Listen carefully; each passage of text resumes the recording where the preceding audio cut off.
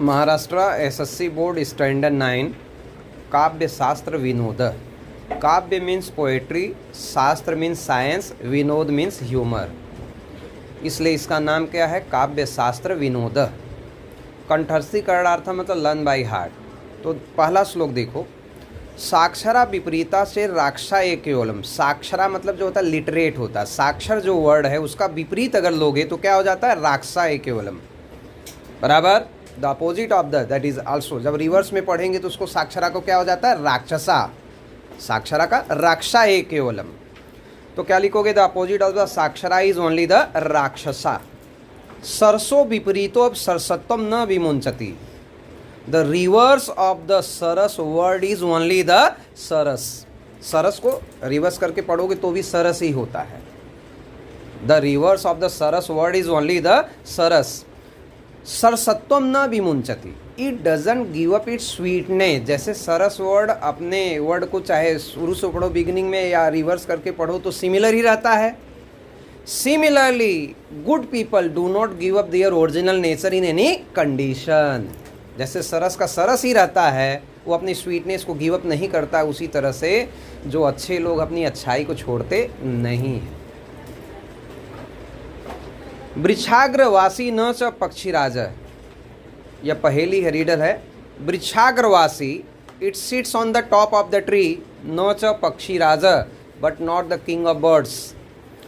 त्रिनेत्रधारी having 3 eyes, न च शूलपानी। शूलपानी मतलब लॉर्ड शिवा, यह लॉर्ड शिवा नहीं है। त्वग वस्त्रधारी वेयर्स द बार्क, न च सिद्ध योगी बट नॉट द असेटिक, यह सिद्ध योगी नहीं है। जलम च विभन्न हैविंग वाटर, न घटो न मेघ, न तो यह घड़ा है न तो पिचर है, न मेघ मतलब न तो क्लाउड है। तो answer of this riddle is narikel, नारियल। तो nariyal sits on the top of the tree but not the king of birds. Having 3 eyes, 3 आँख होती है उसके पास में, यह लॉर्ड शिवा नहीं है। तो वस्त्रधारी वेयर्स द बार्क, लेकिन सिद्ध योगी नहीं है। जलम च विभन्न, इसमें वाटर होता है लेकिन न तो घड़ा है न तो क्लाउड है। समझ में आ रही बात? तो answer of this riddle is narikel. तीसरा श्लोक देखो, तातेन कथितम पुत्रम। तात यानी फादर ने कहा, पुत्रम पत्रम लिख, पत्र लिखो, मम आज्ञा, मम प्लस आज्ञया, मेरी आज्ञा से पत्र लिखो। Father told to the son write a letter by my order. न तेन लिखतम, न मतलब नॉट, तेन लिखितम उसने नहीं लिखा। पितुर आज्ञा न लंघिता, पितु विसर्ग प्लस आज्ञा, लेकिन पिता की आज्ञा का उल्लंघन नहीं हुआ। मेरी बात समझ में आ रही है? The order but he didn't write the letter but the order of the father was not disobeyed. तो here when we join the letter नतेन, there is the dual meaning, 2 meaning है।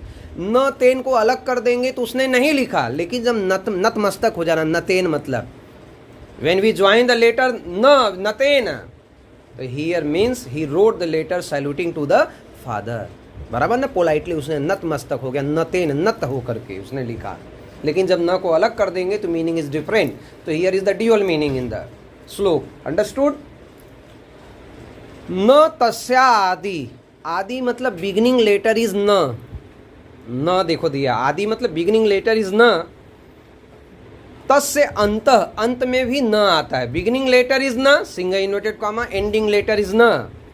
यो मध्य तस्य तिष्ठति, और उसके मध्य यानी मिडल में क्या आता है, यह आता है। यह स्टैंड्स इन द मिडल। तव प्लस अपि प्लस अस्ति, मम प्लस अपि प्लस अस्ति। तव प्लस अपि आपके पास भी है, मेरे पास भी है। यो जानाति स पंडित, one who knows is the scholar. You have also, I have also, one who knows is the scholar. So answer of this riddle is nayan. देखो बिगिनिंग लेटर न, एंडिंग लेटर न, यह स्टैंड्स इन द मिडल। नयन, नयन मतलब क्या होता है, आई होता है कि नहीं है? समझ गया? नयन, नयन मतलब आँख होता है, आपके पास भी हमारे पास भी है, तो उसमें दिया है। नेक्स्ट वन देखो, 5th वर्स है, मृग मीन सज्जना न। मृग मतलब डियर, मीन मतलब फिश मछली, सज्जन मतलब गुड पीपल, तृण मतलब ग्रास, जल मतलब वाटर, संतोष मतलब सेटिस्फैक्शन। तो मुझे ध्यान दो, डियर किसके ऊपर डिपेंड करता है, ग्रास के ऊपर। मीन फिश किसके ऊपर निर्भर करती है, पानी, वही उनका सोर्स ऑफ लाइवलीहुड है। और सज्जन यानी जो गुड पीपल होते हैं, अच्छे लोग, उनका क्या, किसके ऊपर निर्भर रहते हैं, सेटिस्फैक्ट, संतुष्ट रहते हैं हमेशा। जो दिया भगवान ने इसमें खुश रहना, ये अच्छे लोगों की पहचान है कि नहीं है? उससे कोई शिकायत नहीं है। तो यहाँ देखो मीनिंग क्या निकलेगा, deer, fish and good people are depend on grass, water and satisfaction for their livelihood.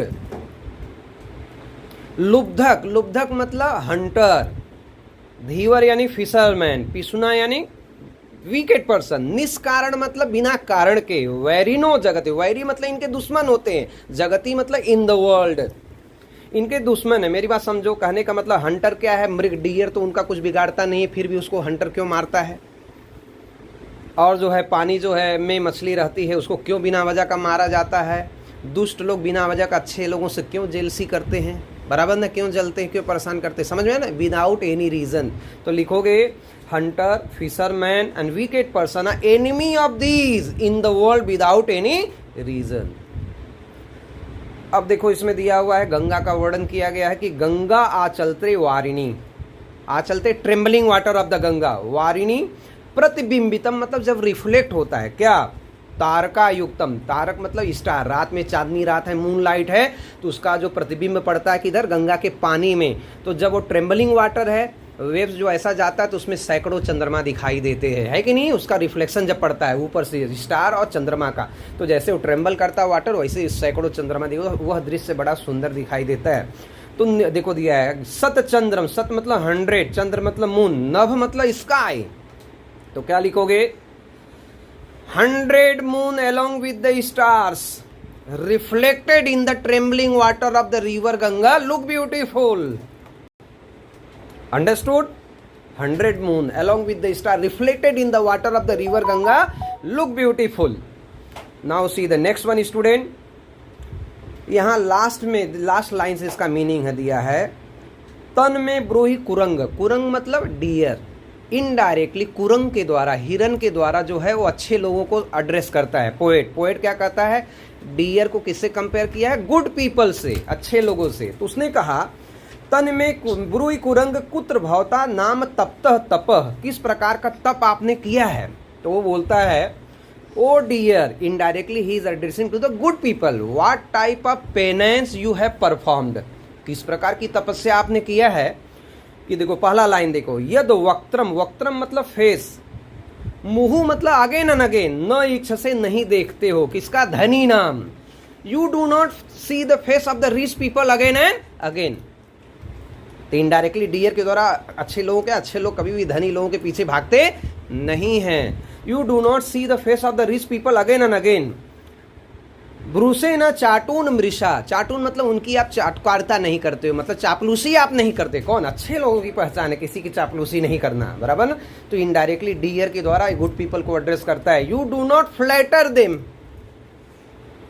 नैसाम गर्वच्चम सुनोटे, गर्वपूर्व न उनकी जो है गर्व युक्त बातों को आप नहीं सुनते हो। You do not listen the proudful words of them, न तान प्रत्याशया धावसी, प्रत्याशा मतलब एक्सपेक्टेशन के साथ आप उनके पीछे भागते नहीं। तो आपने देखा ना बहुत सारे बुरे लोग रहते हैं, किसी के पीछे पीछे भागते हैं, धनी लोगों के पीछे भागते हैं, चापलूसी करते हैं, उसकी खराब, वो धनी व्यक्ति कुछ गाली देगा, नाप सना बोलेगा, सुनना पड़ेगा।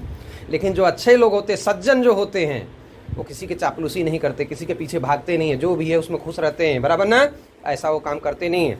तो आप देखोगे इसमें क्या बोलता है, देखो student, they do not run behind them with expectation, काले बाल त्रिडान खादसी, काले मतलब एट टाइम, बाल त्रिडान मतलब sprouting grass, you eat the sprouting grass on time, निद्रास इन निद्रा गमे and get the sound sleep.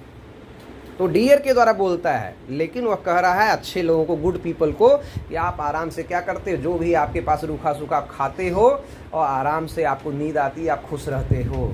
तो यह गुण आपके अंदर कहाँ से आएगा, किस प्रकार की तपस्या आपने किया है कि आप धनी लोगों के पीछे नहीं भागते हो, बराबर, कोई उम्मीद किसी से नहीं रखते हो, किसी की चापलूसी नहीं करते हो, धनी लोगों का मुंह बार बार नहीं देखते हो।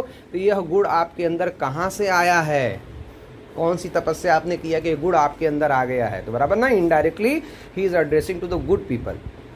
एक बार और देख लो, Oh dear, what type of penance you have performed? Because of that, you do not see the face of the rich people again and again. You do not flatter them. You do not listen their proudful words, and you do not run behind them with expectation. You eat the sprouting grass on time and get the sound sleep.